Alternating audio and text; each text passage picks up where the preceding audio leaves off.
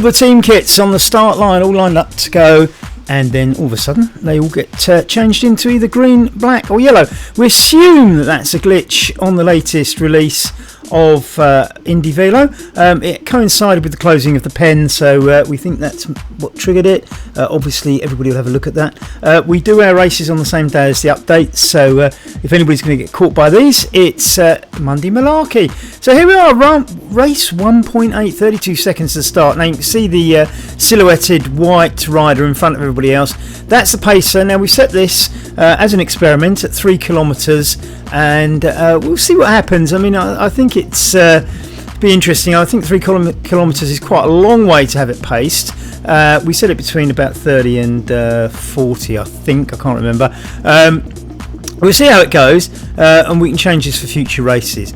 So off we go. Now the idea is if you go level or past the bot, it's going to slam the brakes on and you will wind your way back in. So you sit behind the bot. Now somebody up there has gone right up in front of the bot, and this is not a good idea. And you can see the brakes have been slammed on and they're now dropping back. Now more riders all go past the bot. Look at that, they all go racing past the bot like they normally do, and the brakes are slammed on, and suddenly they find they're at the back.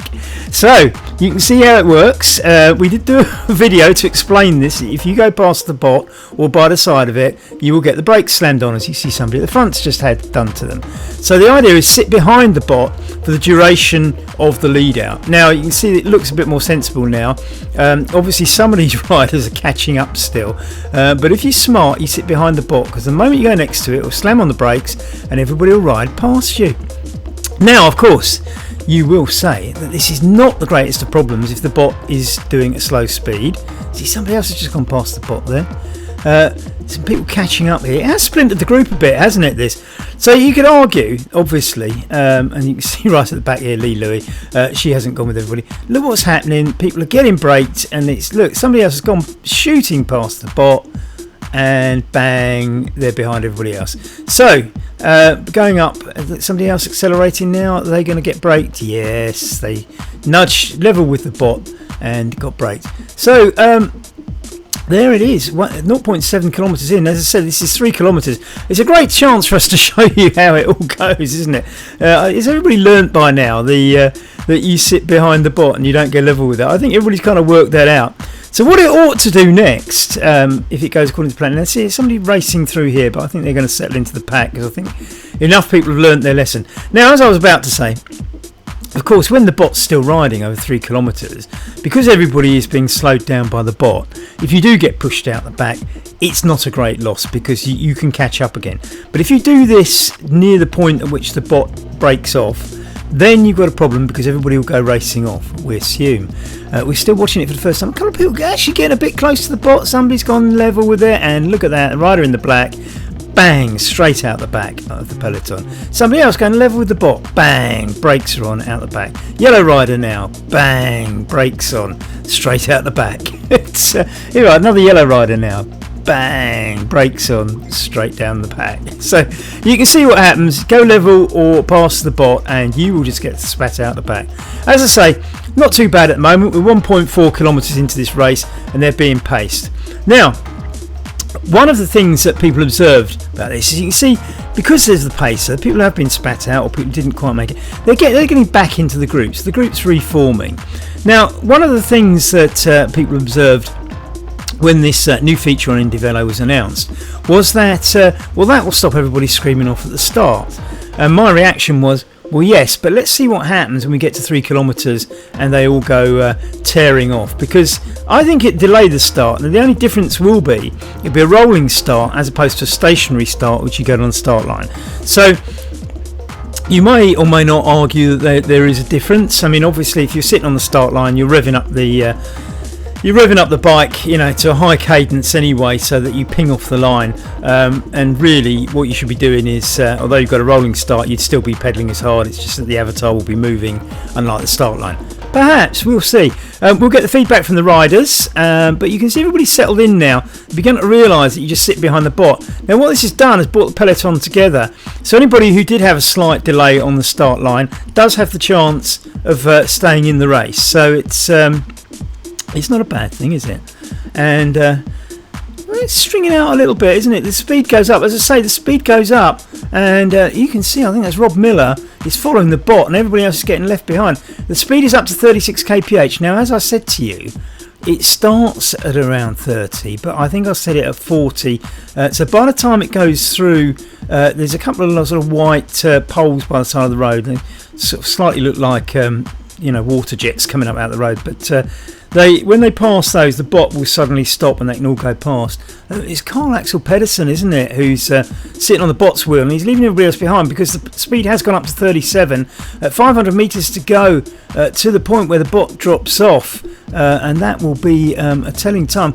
Carl Axel Pedersen has got a march on everybody else. They haven't really got to grips with the fact that the speed's gone up to about 40 kph. Carl falling off the bot as the bot speeds up, and Carl's up to 43. Maybe I said it slightly higher, perhaps 45. Carl up at 42, just behind the bot. He's got a bit of a gap on everybody else, but you can see being chased down, people realise that the split's going to come any moment now, so everybody racing to get back on, and the speed up to 45 kph, as I suggested, as we look back at Andy Evans, who's got dropped off that group, and you can see the gap, and they're all accelerating, and now we pass the 3 kilometre mark, and off they go, and it is a rip-roaring start. You can see some people weren't ready for that, others were, and the ones that have gone off the front have stolen a march on everybody else, up to 51 kph. So everything you used to see on the static start line pretty much occurred here. And look, one rider getting away, it's Tim Humpton. Who else? Leading the series, absolutely fantastic, getting off, but he's been chased down. Bill Morton and Jurgen van Beurs as well, and a few others now beginning to. Carl Axel Pedersen there in the yellow. Very difficult to recognise his riders quite as easily as usual because they've got all these same jerseys on, but we'll do our best. Evan Ostenson coming through there with Zeb Norman, who's been doing very well recently for Electric Spirit. And that's the other thing, you can't remember their teams as easily because they haven't got their team jerseys on. A bit of a gap there, isn't there? I mean, they're doing 43 kph, not the easiest chase down, having to put out some watts to do it, and so we look a little bit further back, and it looks like Andy Evans is in trouble. Andy Evans there with a dropout as we go back to the front of the race. You can see though gradually people are sort of coming back in little groups of 3 or 4, and it is closing down and forming itself into a peloton. Now remember, this course is absolutely flat, over 15 kilometres. We've done 4, so we're sort of coming up to about just over a quarter of the way through it, and you can see the pelotons reforming. Now you might argue this is similarities to a static start on one of these races, where people do race off like they've just got a catapult on their back wheel, but gradually everybody does chase them down. And just look at this peloton forming. We see John Sammer in there. Great to see you, John, by the way. Lovely to have you back in our races these days. Andy Walker in there. Pete Mills from Saddle Trunk, of course. No Alex Gold today, by the look of it. I'm not sure where Alex is. Peter Mills, though, representing Saddle Trunk. Lee Louis has overtaken Andy Evans. Andy Evans absolutely not moving at the moment, so it looks like bad news for Andy, one of the West London riders, is he's clearly got a drop out there.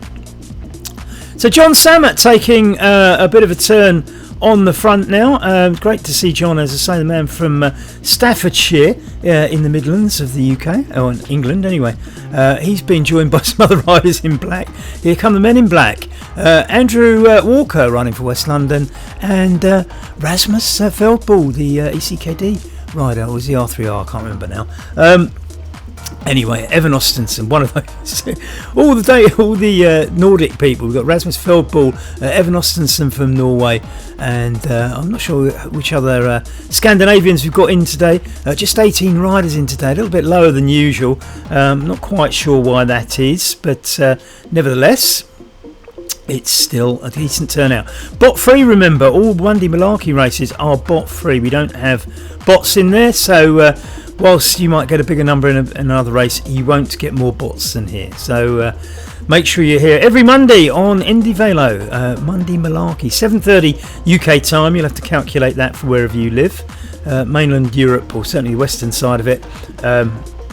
albeit about an hour ahead of us and several hours behind us if you're from North America and other parts of the world. Welcome to Clive Byam in there for OTR. Great to see a couple of OTR riders in there. Gordon Jackson, everybody's favourite in there, of course.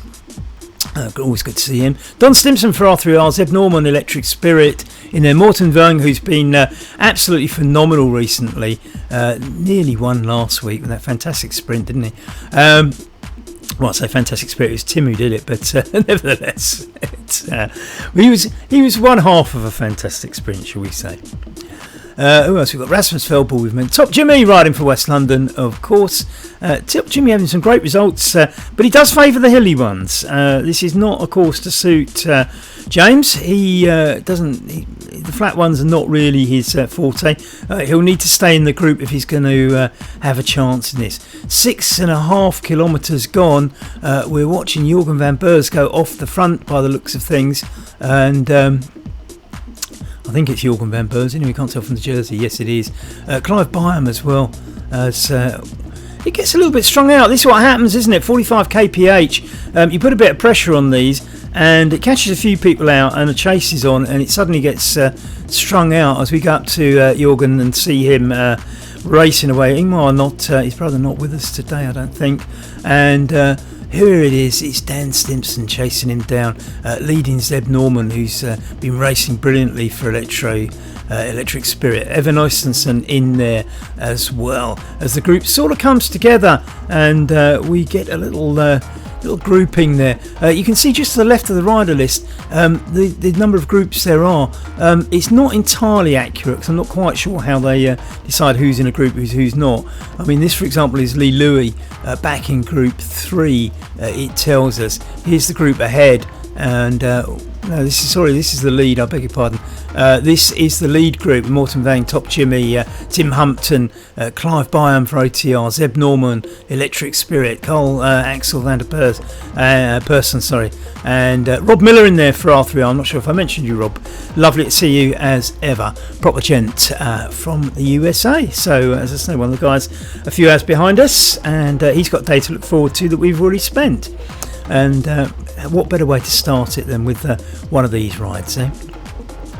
So as I say, it's difficult to distinguish exactly who's who visually with everybody on the same jerseys, but here is that infamous split on the loop. Now, we are reassured that they are exactly the same distance and exactly the same amount of climbing. If you're doing it the other way around, there'll be descents here. So which group is going to get to the rejoining bit first?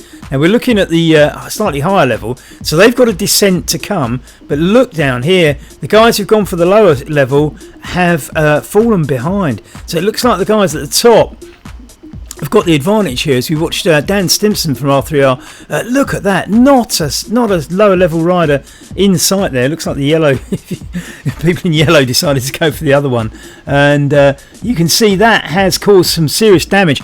In fact, when this course was designed, that was deliberately left in there just to see if it affected races, and it clearly does, because I think if you've got a big fast group and you go down the other one, even if the ascent or descent and the distance is identical, being in the wrong group can cause a problem. It's rather like those when they go around the roundabouts, isn't it? And in the Tour de France and things like that, where you get sort of like the whole peloton goes around one side and some guy goes around the other. But yeah, that's split the race up, hasn't it? I mean, big time. Look at this. We had a nice little peloton going into the split. Now it's all into little groups. Will they cluster together and form elite groups? Look how many groups there are now. Several groups, at least 5 groups on the road. And we're looking at Rob Miller's group at the front. Now, Rob has got a little cluster of 8 riders around him. And look at the gap back to the next one.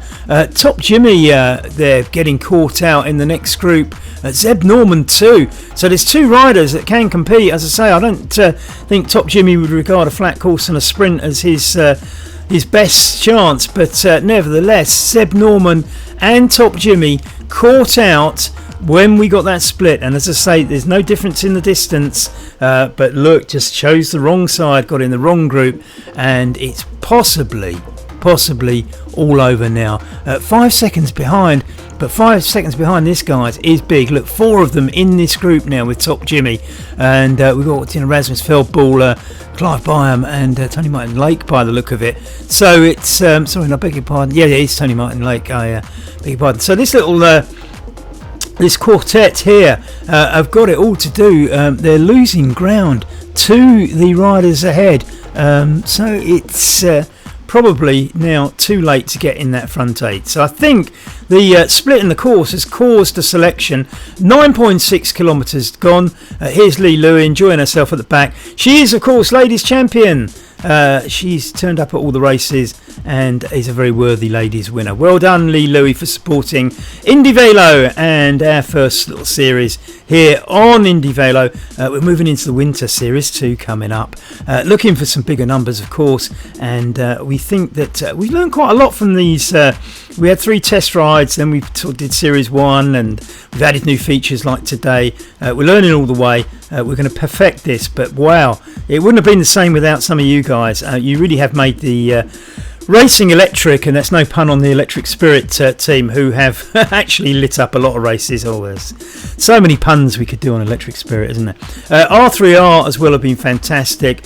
Saddle Drunk, thank you very much. We're our own West London riders for supporting us, and all the other teams that have been part of this. And as I say, great to see John Samet back in the mix today, and he's made the front group. Well done, John. Fantastic stuff. The man from Staffordshire is in this front group. We'd love to see you do well here. It's Tim Humpton off the front at the moment in green, like so many, as we go up to see where Tim is. 5.6 kilometres to go. As I say, this is a coastal loop, so it's pretty flat. I mean, there might be the odd 1% that'll jump up or down here and there, but it's broadly a flat race, so there's no sort of obvious attack places. Obviously everybody can go on these courses and test them out, and we do a preview video, but this course fairly benign, and so I mean, Tim's out there on the front now, and we know Tim's a strong rider, and we've seen those fantastic finishes, but if he sits out on the front too long, will he burn too many matches? I don't know. The gap's closing down though. We can see Jorgen van Beurs leading them back in, Dan Simpson behind him, Rob Miller, Carl Axel Persson in there, Evan Oystensen, John Samet, and making up the 8. So the octet, and behind them the quartet. If you divide all the numbers by 2, does that mean the group behind's got 2 riders? In actual fact, I've got a feeling it has, isn't it? Tony Martin Lake plus 1. So there's obviously a mathematical sequence going on here. 8-4-2. Right, let's get back to some cycle racing, shall we? Maths class over. This little group of 8, I think it's going to stick together, actually, isn't it? 4 kilometres to go, and I don't really see how this splits up. We never know. Somebody could just put some pressure on the front and split the old rider out the back who can't quite take the pace for a little while, but I still don't see anybody getting away solo on 4.4 flat kilometres around the coast. Wind factor, perhaps, as we look back at the next quartet.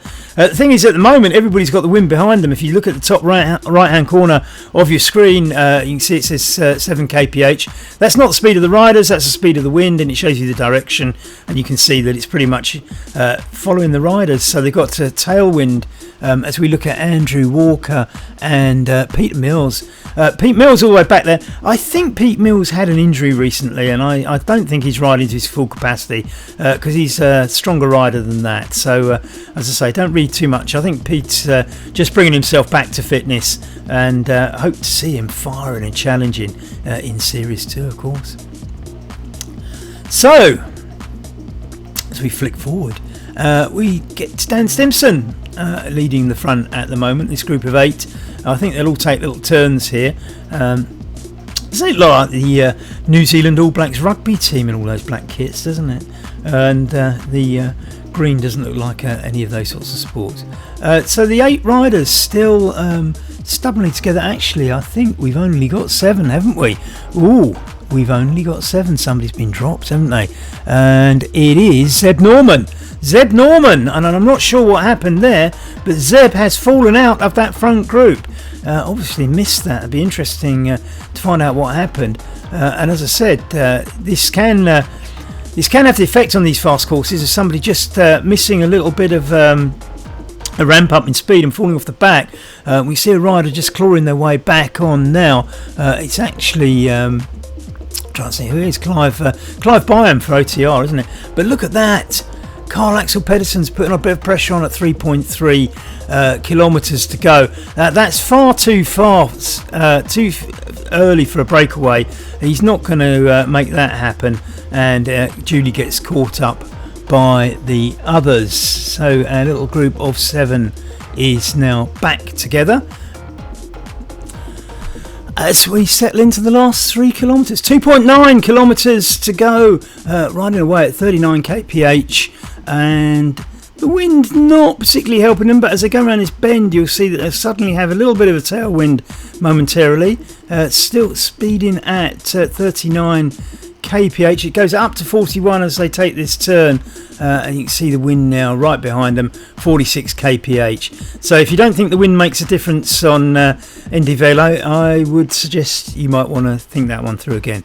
Carl Axel Pedersen now is taking another one of these like spins off the front. 2.4 kilometres to go. That's very, very early.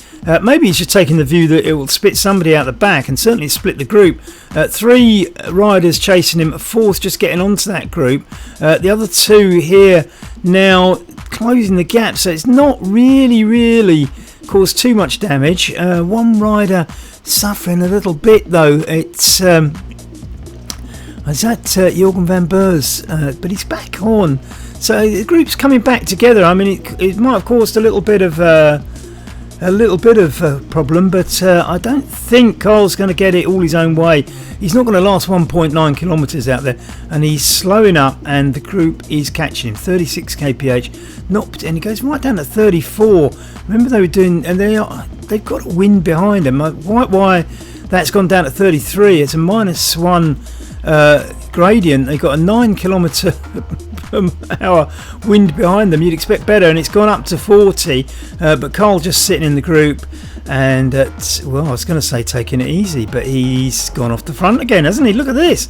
I don't know what that was about. Maybe Carl got a little bit of a dropout, or maybe the pizza delivery arrived and he just popped over to the front door to open it. I don't know, but he's off the front again. 1.4 kilometres. Well, it's still a long way to go this far out, but he's got 3 seconds on the group. I don't think that'll be enough. 1.3 kilometres to go. 3 seconds is not going to be something you can hold. 4 seconds over some. I think he's caused a bit of damage all the same. See John Sammet now drifting back from Dan Simpson, who's on the same time as Rob Miller. Jorgen van Beurs slightly ahead of them. Somebody, if you look at it visually, although they've overtaken, it's Tim Humpton now off the front, who likes to sprint away on his own. As they go through the Flamme Rouge, now this is Tim Humpton territory. This is where he likes to attack. So let's see what he can do. He's broken that down. There's probably only 5 riders now that can seriously win this. Tim Humpton, Carl Axel Pedersen, Rob Miller, John Sammet, and Morten Vion. Now these are the elite of riders, and as I say, I'm delighted for John Sammet, and he's been racing my races for a few years now, and it's first time I think, no, it's the second time he's been on one of these, I think. So we wish him well. Tim Humpton, the man to beat. Less than 500 metres to go. Tim's got a second on the others, but they're closing the gap. This is Carl Axel Pedersen. He's gone into the lead with 300 to go, but he's being chased very, very hard. And it is Morten Vion, who has done very, very well in recent races. And I would put and another rider's come through. It's John Sammet. Look at John. He's absolutely firing. He's taken the race. That was absolutely stunning. I think Morten Vion was second and Carl third. We'll clarify that when we publish the results. How amazing was that? So we look at riders coming in. This is Evan Oysterson now rolling in. after the bunch, probably 6th or 7th, I would guess. And who else have we got now? Jorgen van Beurs, so long at the front now, rolling in solo ahead of the Zeb Norman Great. So I'm assuming Jorgen will be 8th position. So Zeb and Zeb will probably be 9th, I would imagine. So this has strung things out quite good, quite well. And Zeb is going to be the next rider after that, and he's on his own too. I think a lot of riders on their own now. Look how many groups there are. This has been a ferocious race, and this can happen. You would naturally assume that hills split pelotons, but as I say, I think digs off the front can break up pelotons immensely. Shame this one wasn't a bit more of a sprint. Top Jimmy we were watching, but Rasmus Feldball just beating him home there, I think. If I've got my riders right. Clive Byam next, the OTR rider, and then the rider after him is Gordon Jackson. So the 2 OTR riders going to come in sequence. So we've got, let's say, Clive coming in. He's got just 260 metres to go around this bend, and you'll see the finishing line. And that'll be that for Clive, picking up some more points in the series. Don't forget, all the standings will be on westlondoncycling.com after the race. Not immediately afterwards, I do have to process them, I'm afraid. We'll try and get that automated over the winter, but right now it's done at sort of short notice, and it's only semi-automated as Clive rolls home, and hopefully we'll switch back and watch Gordon now. He's got Tony Martin Lake with him, and we're watching Tony, I think, with Gordon just in front. Which one of these is going to win it? Gordon pulling away a little bit. I think Gordon will get popular votes for recent performances, but Tony's not out of it yet, is he? I think he is now, though. Gordon just holding on, not allowing the gap to close. Well done, Gordon. Well done, Tony, for that as well. Andrew Walker, I don't think Andy Evans is going to finish, so that's a lot of a West London rider for us. Andrew Walker riding for West London, though, coming home here. And Pete Mills is also in there. Lee Louie, and Lee is, as I say, ladies champion. She's got no real reason to race, but I think she'll just enjoy the scenery as we go along the beach. Nice day at the beach. I'm not sure where she lives. It's the USA, but I don't know if she lives in a coastal region or not. I don't know whether the beach is a novelty or not. Depends where you live, I suppose, doesn't it? Andrew Walker then coming in, 700 metres to go alongside the beach. Look at these beautifully unspoilt beaches, absolutely fantastic. Showing us no holiday accommodation, isn't it? There's very few buildings in Indieland, wherever this is set. I think what they do, don't they, take sort of islands somewhere in the Pacific and use them as their kind of basis for a fantasy world for us all to cycle on. So hoping we're not transgressing any ancient burial rites or something.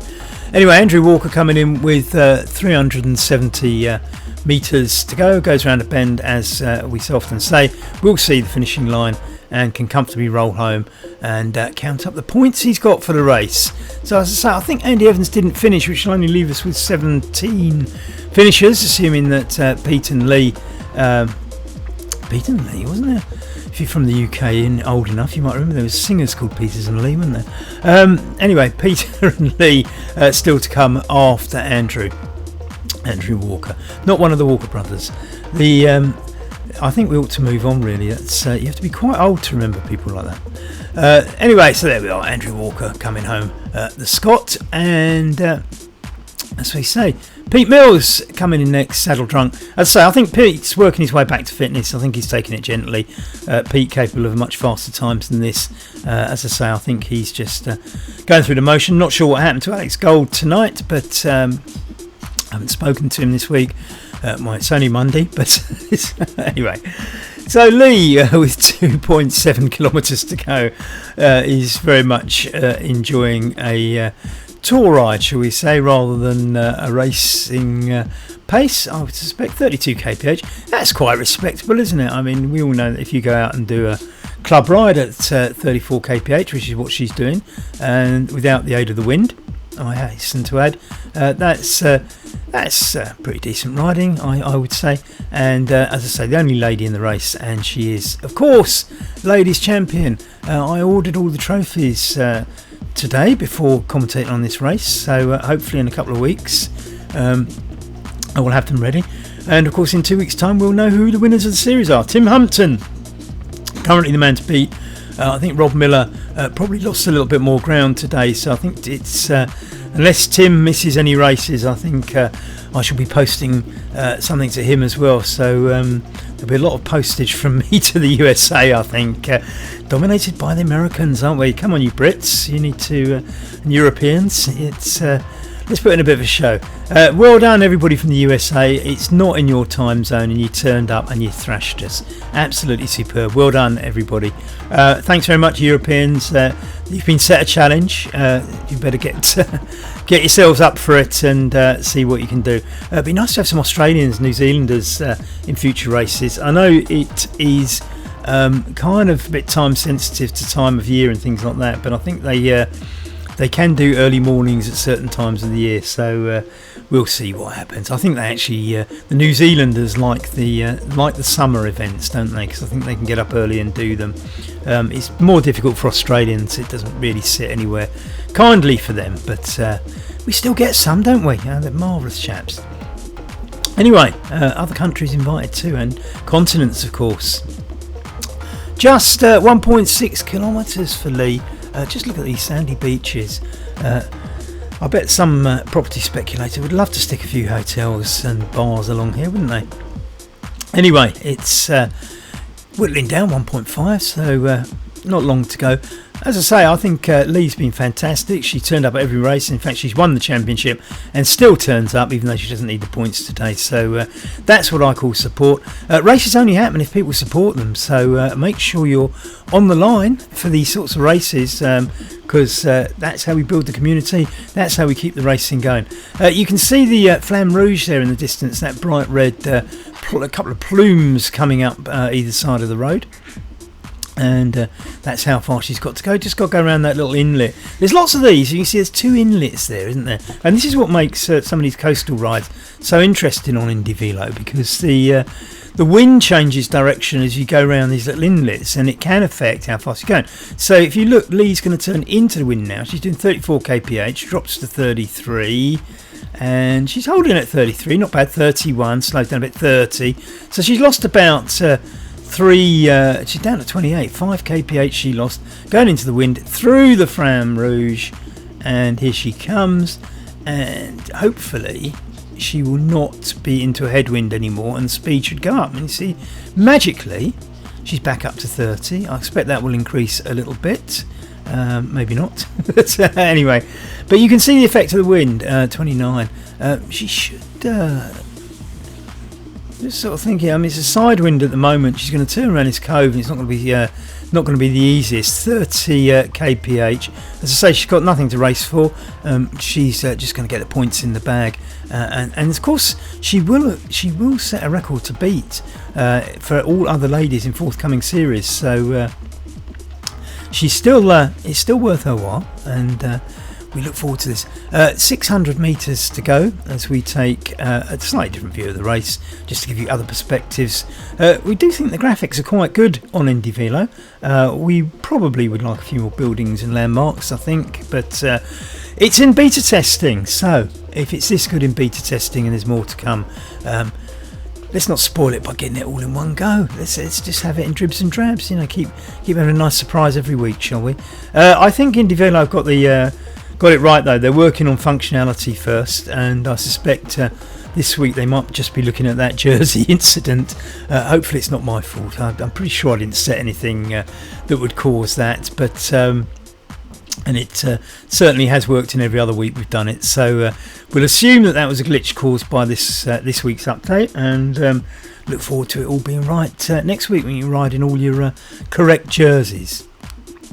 Reminds me of one of those football matches where the away team turns up with a clashing kit, so they're given a different kit at the start of the match.